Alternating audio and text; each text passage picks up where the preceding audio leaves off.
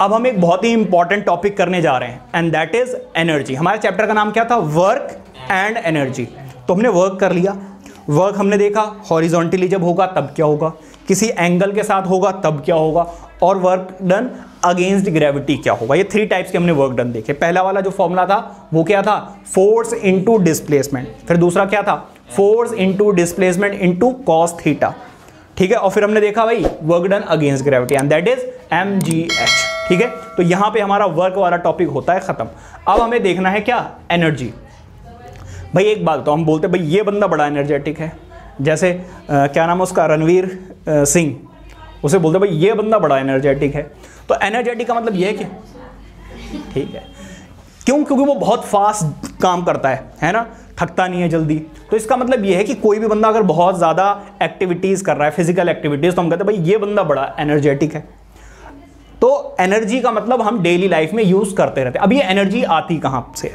तो भाई वैसे तो एनर्जी बहुत टाइप की होती है, लेकिन जो हमारे अंदर एनर्जी आती है वो आती है फूड से। फूड में क्या होता है भाई? कार्बोहाइड्रेट्स, मिनरल्स, विटामिन्स, प्रोटीन वगैरह, उसको हम खाते हैं, उससे हमें एनर्जी मिलती है, क्योंकि फूड जो है वो डिकम्पोज होता है। उस एनर्जी को ह्यूमन बीइंग्स, एनिमल्स और प्लांट्स जो हैं वो यूज़ करते हैं और अपनी डेली एक्टिविटीज़ को परफॉर्म करते हैं। क्या बात समझ में आ रही है? लेकिन ये जो एनर्जी है सिर्फ ह्यूमन बीइंग्स वगैरह के लिए नहीं है, और भी बहुत टाइप की एनर्जी होती हैं। वो सारी एनर्जीज जो है आज हम डिस्कस करने वाले हैं। तो पहले ज़रा समझिए एनर्जी। ज़रा देखिए एनर्जी हमें कहाँ से मिलती है? The energy spend by a person is equal to the work done by him. इसका मतलब यह है कि एनर्जी कोई भी दिन में कितनी खर्च कर रहा है वो कैसे पता चलेगा?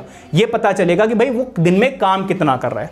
भाई एक बात तो, एक बंदा डायरेक्टली बेड पे पड़ा रहता है, कुछ नहीं करता है, वो थकेगा? या वो एक बंदा जाके जिम करके आता है, क्रिकेट खेल के आता है, वो थकेगा? बताओ सर, अपना एग्जांपल दे रहे इनडायरेक्टली। ठीक है, तो इसका मतलब यह है कि जो बंदा एनर्जी जाकर यूज़ कर रहा है, जाके क्रिकेट खेल रहा है, अपने जिम जा रहा है, या फिर डेली एक्टिविटीज़ कर रहा है, तो वो एनर्जी ज़्यादा यूज़ कर रहा है। कैसे पता चला? उसने काम ज़्यादा किया। और जो बंदा पड़ा हुआ है बेड पे, उसने कुछ काम ही नहीं किया। जब काम नहीं किया तो एनर्जी भी ज़्यादा यूज़ नहीं की। इसका मतलब यह है कि हम जितनी एनर्जी दिन में यूज़ करते हैं वो किसके इक्वल होता है? Work done by him. तो इसका मतलब यह है कि आपने देखा भी होगा जो लोग लेज़ी होते हैं, ज़्यादा काम वाम नहीं करते हैं, वो बहुत मोटे हो जाते हैं। क्यों? क्योंकि खाते तो रहते हैं वो, अब वो जाए कहाँ? एनर्जी वो स्टोर होना शुरू हो जाती है in the form of fat, और फिर वो फैटी हो जाती है। ये बहुत हंस रही है, क्या हुआ?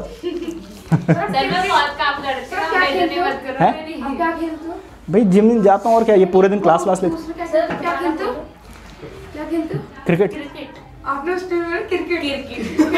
दिमाग सही है। देखा, चेक करवाया कभी? इधर देखो जरा। हाँ जी, लोग जिम और क्रिकेट खेलते हैं। सर सुन लेना। अरे शांत, इधर देखो जरा। अरे आजा भाई, व्हाट हैपेंड? सेल बदल लो। सेल पुराने हो गए? ये देखो जरा, human beings and animals get energy by eating food. तो जो ह्यूमन बीइंग्स हैं या फिर जो एनिमल्स हैं, उनको एनर्जी कहाँ से मिलती है? फूड से, जो हम खाना खाते हैं। ठीक है, अब आ जाइए किस पर? डेफिनेशन पे। भाई हम अगर वो पूछेंगे व्हाट इज एनर्जी, तो आप क्या लिख के आओगे? जो इंसान खाना खाता है वो होती है एनर्जी? नहीं, उसकी डेफिनेशन कुछ और है। जरा देखिएगा, energy is the ability to do work. किसी भी काम को करने की एबिलिटी। भाई मान लो इस दीवार को तोड़ना है थोड़ी देर के लिए, तोड़ना वोड़ना नहीं है, थोड़ी देर के लिए मान लो। भाई एक बंदा है, खट खट खट खट, फिर वो एक साथ में आते हैं ना काम करने वाले वर्कर, तू छोड़ हट, मैं मारता हूँ, यूं मारता है एक बार में अंदर। तो क्या कहते हैं हम? भाई ये बंदा बड़ा एनर्जेटिक है, इसके अंदर बड़ी एनर्जी है। तो इसका मतलब यह है कि काम को करने की क्षमता। क्या? काम को करने की क्षमता। ठीक है, सो एबिलिटी टू डू वर्क। कभी कभी याद आ जाते हैं ऐसे। अब जरा देखिए यूनिट्स ऑफ एनर्जी।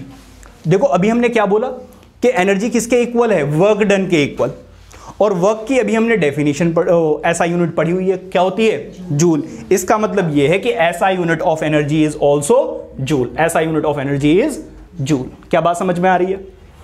इसके बाद when we say that energy of a body is 1 joule. भाई एक बॉडी की एनर्जी जो है वो 1 जूल है। इसका मतलब क्या है? इसका मतलब ये है, it means this body has the capacity to do 1 joule work. इसका मतलब ये है कि ये इंसान 1 जूल वर्क काम कर सकता है। क्या बात समझ में आ रही है?